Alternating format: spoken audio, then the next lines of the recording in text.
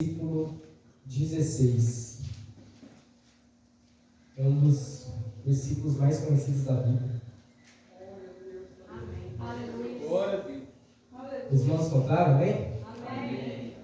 João capítulo 3, versículo 16 vai dizer assim: porque Deus amou o mundo de tal maneira que deu o seu Filho unigênito, para que todo aquele que nele crê não pereça, mas tenha a vida eterna. Vamos orar. Senhor, meu Deus, meu Pai, eu te pedi, na sabedoria, Pai, para poder pregar a mensagem, trazer as pessoas irmãos. Abra o nosso princípio da tua palavra, Pai, para perdermos a sabedoria, ensine a palavra da Jesus, Deus. Use-me conforme a tua vontade, para que somente aquilo que o Senhor colocar no coração para dizer. O que eu te peço, Senhor, a ti, Deus, em nome de Jesus. Amém e amém. Meus irmãos, pode sentar. João 3,16 é um dos principais versículos da Bíblia, por assim dizer. Ele é um versículo que vai resumir toda a mensagem do Evangelho. Foi o primeiro versículo que eu aprendi, decorei quando eu era pequeno. Esse é considerado versículo de ouro por muitos pregadores. Mas se eu perguntasse aos irmãos essa noite, por que Jesus ele morreu na cruz? A maioria responderia que Jesus morreu na cruz para perdoar os nossos pecados. E de fato, essa resposta está certa. Mas ainda assim, parece ser uma resposta tão simples para um assunto tão complexo, ao mesmo tempo tão profundo. E nessa mensagem eu quero explicar para os irmãos qual foi o sentido da cruz. Por que ele precisou morrer? Qual foi o sentido de tudo isso? Mas primeiro, nós precisamos voltar lá para Gênesis. Lá na criação, lá no Éden. Gênesis 1 nos conta como Deus, o passo a passo de como Deus criou a terra e todo o universo e a humanidade. Gênesis 2 vai mostrar a criação do homem, ele colocando o homem no jardim do Éden, um lugar muito belo, onde o homem podia ter contato face a face com Deus. Lá não havia doenças, lá não havia dor, lá o ser humano cumpria com o seu propósito, porque o propósito de Deus em criar a humanidade era justamente para que o homem viesse ter comunhão com ele, para que o homem viesse povoar a terra e fazer e cumprir com a ordem dos mandamentos de Deus. E Deus só dá uma ordem a Adão, para ele não comer da árvore do conhecimento do bem e do mal. E a gente sabe do que acontece. Sendo persuadido pela serpente, Eva, ela, pelo desejo de querer ser maior que Deus, sendo enganada pela serpente, ela come do fruto e dá o fruto para o seu marido, Adão, comer também. Após isso, o homem desobedece a Deus pela primeira vez e vai contra a natureza pela qual ele foi criado. E isso traz consequências para toda a terra. Se hoje tem terremotos, tsunamis, tornados, para todo mundo, todas as catástrofes e doenças que a gente conhece, a culpa de tudo isso é culpa do pecado, é consequência pela desobediência do homem a Deus. E a gente poderia dizer o seguinte: mas eu não estava no jardim, não foi eu quem comi do fruto, por que eu mereço passar por tudo isso? Por que tantas coisas ruins acontecem na minha vida? Você até pode não ter comido do fruto do jardim, mas você fez a mesma coisa que Adão, desobedeceu a Deus. Não há um justo sequer. Romanos 3:23 vai dizer que todos pecaram e destituídos estão da glória de Deus. Toda vez que você peca, toda vez que você faz algo que é contra a vontade de Deus, você está comendo do fruto do jardim. Você está indo contra o que Deus falou para você fazer. E o pecado, ele tem consequência. Deus disse que no dia que Adão comesse o fruto, isso traria a morte a ele. Romanos 6:23 vai dizer que o salário do pecado é a morte. Porque toda vez que o homem peca, como eu já disse, ele sendo contra a natureza de Deus. Uma árvore fora da terra não sobrevive, ela morre. Assim como um peixe fora da água. Tudo aquilo que sai da sua natureza, do seu local de origem, ele padece, ele morre. O homem longe de Deus não pode ter a vida eterna. Não pode entrar no reino de Deus. E a gente pode até pensar que a gente não é tão pecador assim, mas a gente é. Se você for olhar para 1 Coríntios 6, capítulo 6, versículo 10, Paulo vai dizer sobre aqueles que não herdarão o reino de Deus. Ele vai dizer: não erreis, nem os idólatras, nem os avarentos, nem os adúlteros, nem os homicidas, nem os maldizentes herdarão o reino de Deus. E a gente pode olhar para tudo isso e pensar assim: tá tudo bem, a Bíblia fala que os homicidas não herdam o reino de Deus, mas eu nunca matei ninguém, então eu posso ir para o céu. Não. 1 João capítulo 3, versículo 15, vai dizer que aquele que odeia ao seu irmão comete homicídio no seu coração.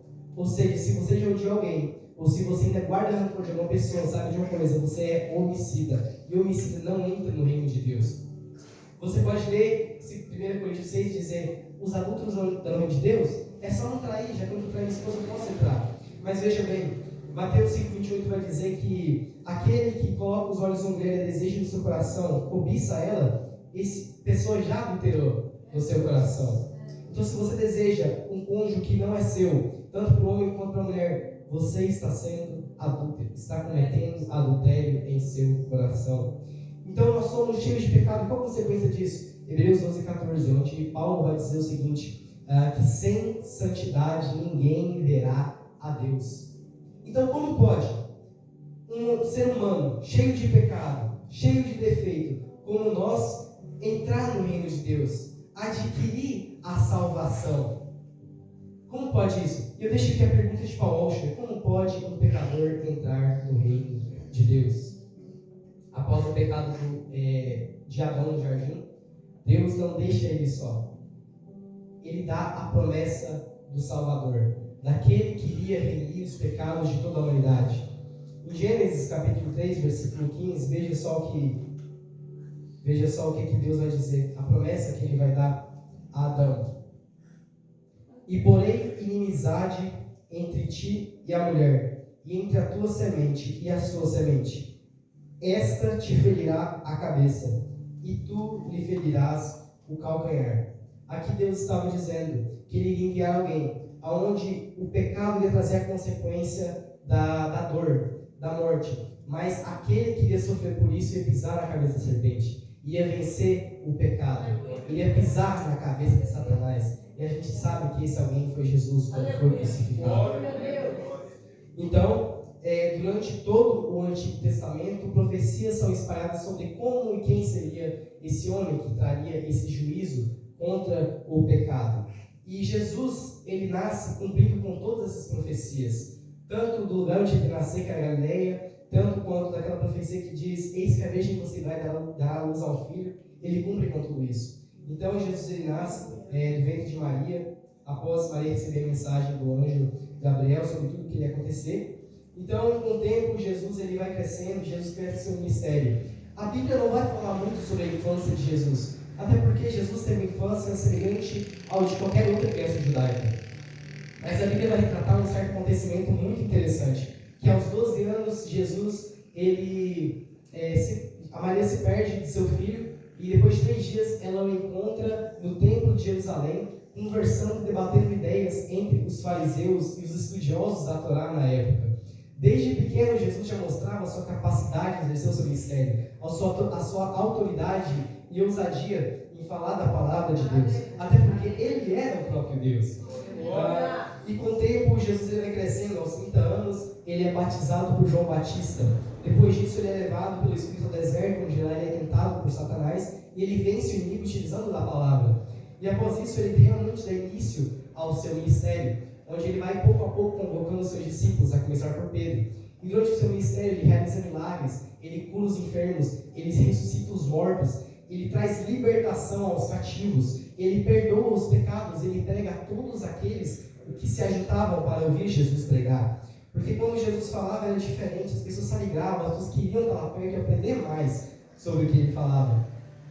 Porém, devido às suas declarações de si mesmo e a forma como Jesus pregava, isso causa uma certa ira e inveja nas facções religiosas da época, que tinha pelo menos 26. Mas as principais delas eram os escribas, os fariseus e os anciãos, que por inveja de Jesus, na sua primeira pregação, tentam matá-lo. É só você ler Lucas capítulo 4, versículo 28 ao 30, onde vai dizer sobre essa história. Em Marcos 14, eles começam a arquitetar um plano para tentar pegar Jesus em alguma fala, que ele também iria se contradizer, ou falar algum tipo de blasfêmia, para assim ter motivo para matar Jesus. Mas eles nunca conseguiam. Por mais que eles tentassem, a autoridade de Jesus, a forma como ele pregava, eles não conseguiam pegar Jesus em nada do que ele dizia. Então, em Mateus 12, 14, 21, há um certo conspiração para matar Jesus. já que eles não conseguiam ter alguma frase, eles iam inventar alguma desculpa. De alguma forma, eles queriam matar esse homem. A inveja fez isso nos corações dos fariseus. Aqueles que diziam ser seguidores de Deus, aqueles que diziam ser cumpridores do que o Antigo Testamento dizia, eles, por inveja, queriam matar um homem chamado Jesus. E em João 11, João 11, versículo 47 a 57, veja o que vai dizer. Depois, os principais dos sacerdotes e os fariseus formaram um conselho e diziam: que faremos? Porquanto este homem faz muitos sinais. Se o deixarmos assim, todos crerão nele, e virão os romanos e tirar-nos-ão o nosso lugar e a nação. E Caifás, um deles, que era o sumo sacerdote naquele ano, lhes disse: vós nada sabeis, nem considerais que nos convém que um homem morra pelo povo e que não pereça toda a nação? Ora, ele disse isso não de si mesmo, mas sendo o sumo sacerdote daquele ano, profetizou que Jesus devia morrer pela nação.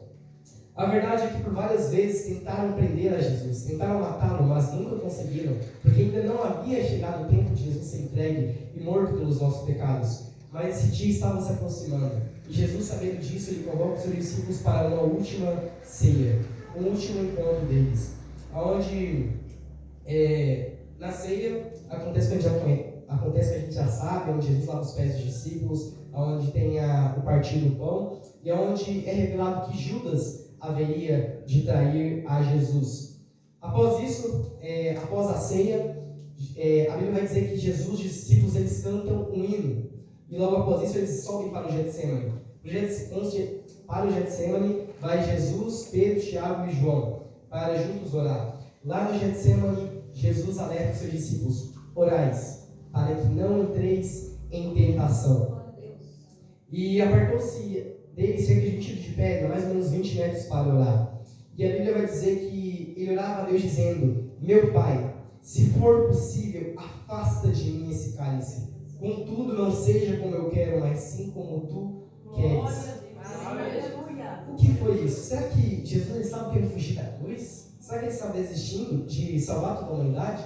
Não é isso. Por mais que Jesus estivesse ao lado de 100% Deus, ele também era 100% homem. A natureza de Jesus, sabendo do que iria acontecer, da tortura que ele ia sofrer, do castigo, a alma dele temeu. E foi um temor muito grande, saber tudo o que ele iria passar. A Bíblia vai dizer que apareceu-lhe um anjo do céu que confortava. Mas aqui logo em seguida vai dizer também: e posto em agonia, orava mais intensamente, e o seu suor tornou-se em grandes gotas de sangue que corriam até o chão.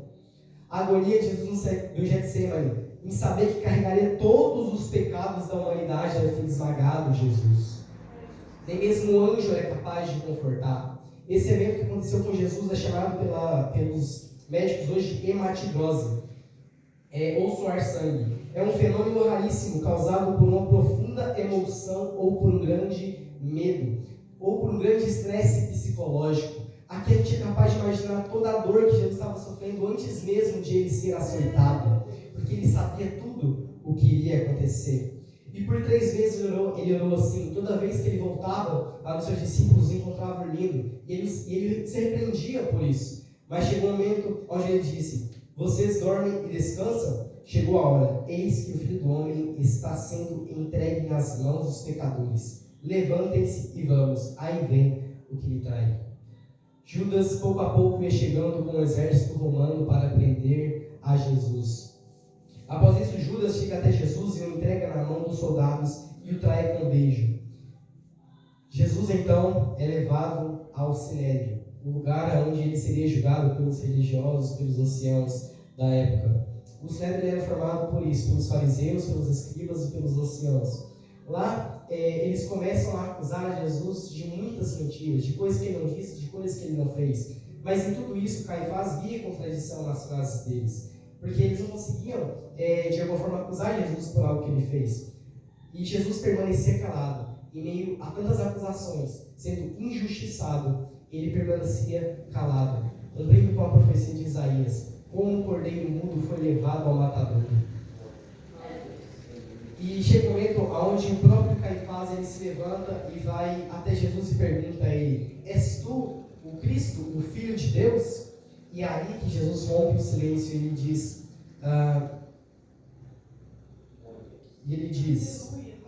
eu sou.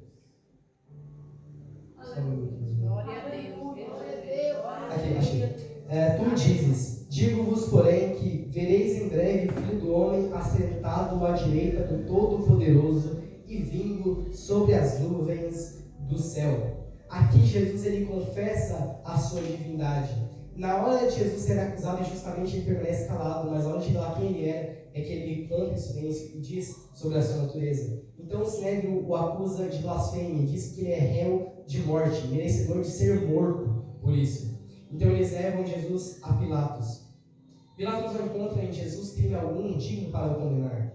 Então ele se lembra que estava próximo à Páscoa dos judeus e eles tinham por costume soltar um dos condenados.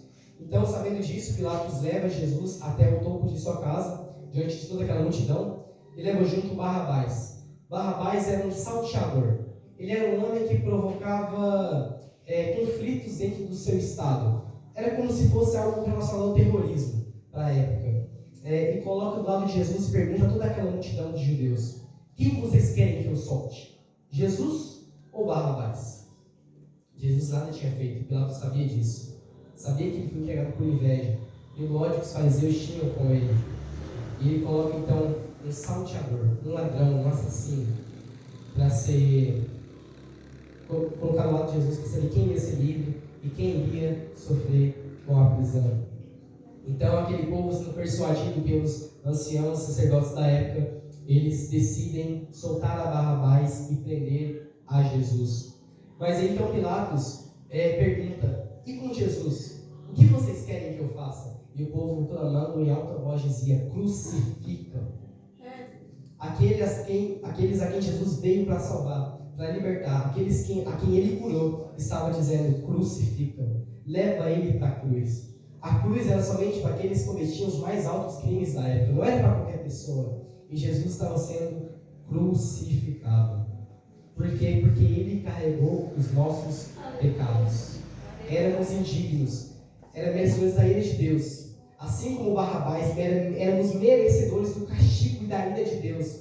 Mas então Jesus, ele vai no nosso lugar. Ele sofre a dor que nós merecíamos ser sofrido. Você é capaz de imaginar um soldado chegando até Barrabás dizendo: Barrabás, preocupa não, você está livre, outra pessoa vai morrer no seu lugar, outra pessoa vai pagar pelos castigos que você merecia sofrer. Assim foi com você. Os castigos que você merecia, todos eles foram colocados sobre Jesus. A iniquidade de todos nós foi posta sobre ele. Como diz a profecia de Isaías, e pelas suas pisaduras fomos sarados. Então, antes de ir para a cruz, Jesus ele é açoitado. Só tem somente, quando vai falar sobre açoitamento, sobre Jesus ser açoitado, é somente um versículo que fala sobre isso. A gente não tem muitos detalhes na Bíblia, mas se a gente estudar a história, a gente vai ver como era o açoitamento romano. Para satisfazer o desejo da população, Pilatos então entrega Jesus para ser crucificado e manda ele se açoitar primeiro. O açoitamento romano era feito com um chicote chamado azorrague. Ele era feito de um cabo de madeira para os soldados segurarem e que era feito com espessas e grossas tiras de couro entrelaçadas entre si. E nas suas pontas haviam pequenas bolas de metal e ossos de carneiro, que quando esses chicotes batiam em Jesus, a pele de Jesus era rasgada por completo. Jesus sofreu ao todo cerca de 117 dilacerações por todo o seu corpo. O corpo de Jesus começou a sangrar. Ele poderia quase ter tido uma hemorragia pelo tanto de sangue que ele perdeu. Se Jesus não estivesse preso naquele tronco que o segurava, ele poderia ter caído numa enorme poça do seu próprio sangue, porque o sangue dele já havia começado a ser derramado naquele lugar. Ele começou a sofrer a tortura. E por quê? Por que ele estava lá? Por que ele não saía de lá e derrotava todo aquele povo? É porque ele tinha que sofrer o castigo que eu e você merecia, mas o castigo que eu e você não seria capaz de suportar. Ele suportou no nosso lugar. A caminho da cruz, então, Jesus elevou o patíbulo da cruz, somente a parte lateral, que pesava cerca de 60 quilos. Ele levou aquela cruz da casa de Pilatos até Monte Gólgota. Essa distância era de mais ou menos 1 hora caminhando, e Jesus estava caminhando a pé, com o seu corpo todo destruído. com a sua pele já fragilizada por ter suado sangue, sendo humilhado e cuspido pelos soldados. Uma coroa de espinhos havia sido posta na sua cabeça, e os soldados haviam pegado uma cana e batido na cabeça de Jesus para que os cravos fossem de pouco a pouco enfiando na cabeça dele. Imagina a dor que Jesus estava sentindo, o cansaço, o desespero de saber que cada passo que ele dava, ele se aproximava daquela cruz, carregando a cruz de cerca de 60 quilos, por uma hora de caminhada, naquele chão cheio de pedregulho, de descalço. Ele carregou os nossos pecados. Aquela cruz não era somente o peso em quilos dela, era o peso de todos os pecados da humanidade, que ele carregou no nosso lugar. Ele pagou a nossa dívida. O castigo que nós merecíamos, ele estava tomando sobre si. Lá na cruz, então, ele é deitado na parte lateral da cruz, que é colocado na parte vertical de cima. Então, os soldados esticam os braços de Jesus naquela cruz. Um prego de cerca de 1 centímetro de espessura e 13 de altura, de 13 a 18 centímetros de altura, é então colocado sobre os pulsos de Jesus. E o carrasco, o soldado romano, ele bate com toda a força aquele martelo aqui nos pulsos de Jesus. Para a gente poder imaginar só um pouco dessa dor, sabe quando você bate o seu cotovelo em algum lugar? É porque um certo nervo do seu braço, chamado nervo ulnar, ele é acertado em uma região e causa aquele espécie de choque que você sente que dói tanto no seu corpo. Agora imagine esse mesmo nervo sendo esmagado por um alicate, com toda a força e girado. Essa foi a dor que Jesus sentiu. Nos seus pulsos, que se espalhou pelos seus dedos e por todo o seu corpo até chegar no cérebro. Ele sentiu uma dor excruciante, uma dor que nós não somos capazes de imaginar. Mas ele sofreu. O sangue dele foi derramado, ele foi grudado naquela cruz. E assim como a serpente no deserto, ele foi levantado. Toda vez que ele precisava respirar naquela cruz, ele deveria se apoiar pelos pregos que estavam nos seus pulsos e nos seus pés, para poder, enfim, subir ao alto da cruz, respirar e depois soltar o ar se jogando dela. Porque a forma como Jesus estava crucificado dificultava demais a sua respiração. Jesus estava naquele momento como um asmático em plena crise. Os músculos dos peitorais de Jesus haviam enrijecido o seu pulmão pela posição que ele estava lá. E de repente ele faz isso. Ao invés de acelerar sua morte, ele se apoia nos pregos da cruz. E nos pregos dos seus pés, ele se levanta com toda a sua força que ele conseguia. O seu corpo recupera a palidez. O seu corpo e seu rosto todo ensanguentado. Para que ele faz isso? Para que ele faz todo esse esforço? Porque ele precisava bradar: Pai, perdoa-lhes, porque não sabem o que fazem. Na cruz, mesmo humilhado, mesmo com o seu corpo todo ensanguentado, todo sendo esbofeteado, crucificado naquele momento, diante da sua mãe, diante de todos aqueles que ele curou, diante de todos aqueles que ele já pregou o Evangelho, ele diz: Pai, perdoa-lhes. Até na cruz, sofrendo o que ele sofreu, ele teve misericórdia da sua vida. Ele orou a Deus para que não nos consumisse, para que não nos destruísse, porque a ira de Deus estava tamanho e deu o seu filho ali naquela cruz. De repente, o céu escureceu. A Bíblia vai dizer que o céu entrou em uma imensa escuridão. Isso foi um evento global, registrado em vários lugares dos países. Vocês vão conseguir pesquisar depois. E quando o sol escurece, Jesus dá o brado. Mais uma vez ele se levanta, apoiando nos pregos, seus pulsos, nos seus pés, para clamar, dizendo: Eli, Eli, lama sabachthani, que quer dizer: Deus meu, por que me desamparaste? Por que me abandonaste? Naquele momento, Jesus ele sente total ausência de Deus naquele momento. Era como se, de certa forma, Deus tivesse virado as costas para Jesus. Ele sente aquele abandono, aquela dor, aquele sentimento de ter sido abandonado naquele lugar. Nos últimos minutos de Jesus, ele vai dizer que ele tinha sede. Os soldados, então, ao invés de ajudar Jesus, de dar água para ele beber, eles pegam uma ponta de uma lança, uma esponja molhada com vinagre e colocam na boca de Jesus. E quem já tomou vinagre sabe o tanto que é horrível isso. Uma bebida ácida que, ao invés de aliviar a sede, pode até dar mais sede para Jesus. Jesus está pedindo por misericórdia. Aquele povo tratou com mais irreverência ainda, com mais humilhação ainda, com tudo que eles fizeram. E em seu brado final, ele vai dizer, nos seus últimos minutos da cruz, quando ele via que seu corpo não iria mais aguentar, ele entrega o seu espírito e ele vai dizer: está consumado. Pai, nas tuas mãos entrego o meu espírito. A morte não foi capaz de tragar a vida de Jesus. Foi Jesus quem se entregou na cruz, entregou o seu espírito a Deus. Naquele momento a serpente poderia ter mordido o calcanhar, mas Jesus pisou na cabeça e venceu todo. Glória a Deus. Glória a Deus. Sabe o que aconteceu após essa cena? Após Jesus ter entregado a sua alma a Deus, ele ter se entregado na cruz pelos nossos pecados, o véu então do templo ele se rasga de alto a baixo.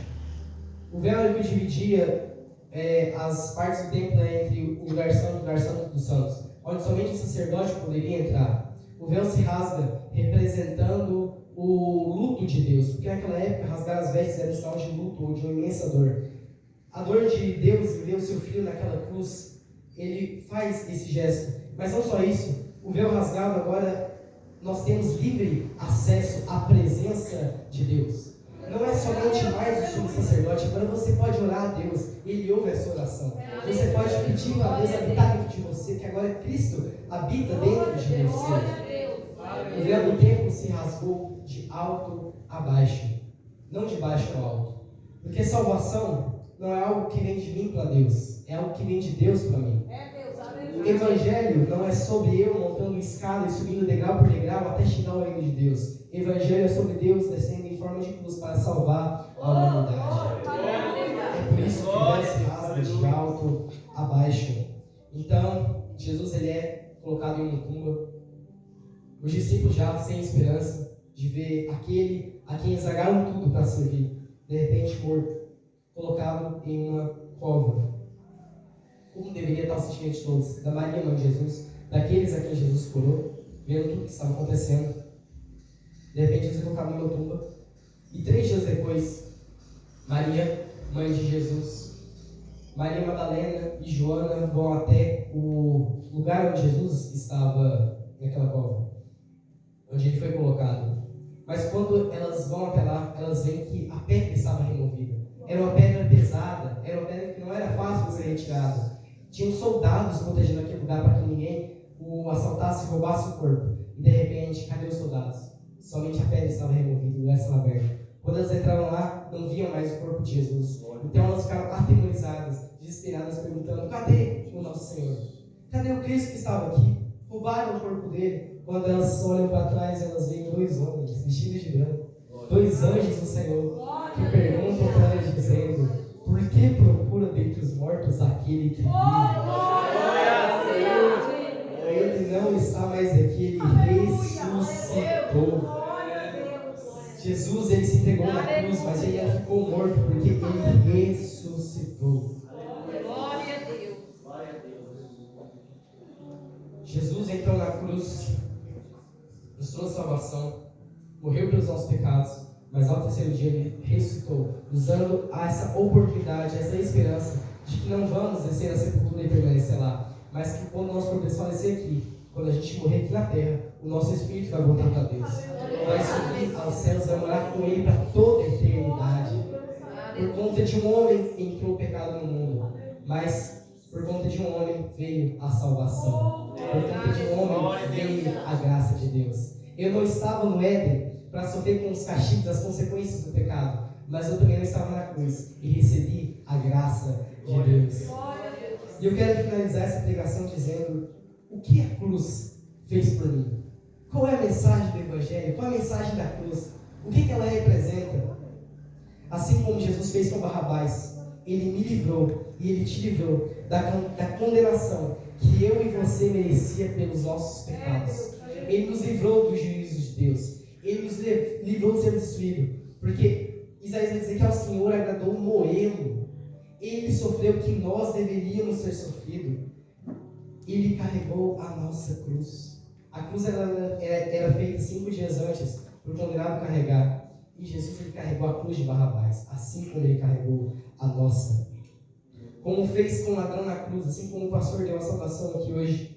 Mesmo pecador, mesmo eu devendo ser castigado, mesmo eu cheio de erros, ele me trouxe a oportunidade da salvação. Glória a Deus. Eu não obtenho a salvação salvação pelas minhas obras, pelo quão bom eu sou, pelo quantas coisas, doações eu faço, mas sim por eu reconhecer que eu sou imerecedor da graça de Deus, que eu sou cheio de erros, mas que Cristo, Ele me perdoou e Ele morreu pelos meus pecados, e que Ele é o meu único e suficiente Salvador. E com o véu rasgado, Ele me deu livre acesso à presença de Deus. Hoje você pode orar a Deus. Hoje você tem livre acesso à presença dele. Você pode orar aí mesmo e falar com Deus. Aí hoje mesmo onde você está. Isso é o que a cruz fez por você. Aleluia. Aprenda a reconhecer mais o amor de Deus. Ele tem dado o seu único filho para sofrer por você, mesmo assim imerecedor e tão cheio de erros. Mesmo assim, Deus te amou. Por quê? Porque Deus amou o mundo de tal maneira que Ele deu o seu Filho unigênito, para que todo aquele que nele crê não pereça, mas tenha a vida eterna. Você tem isso, meus irmãos? Essa mensagem que eu preparei para hoje, eu já essa oportunidade. Amém?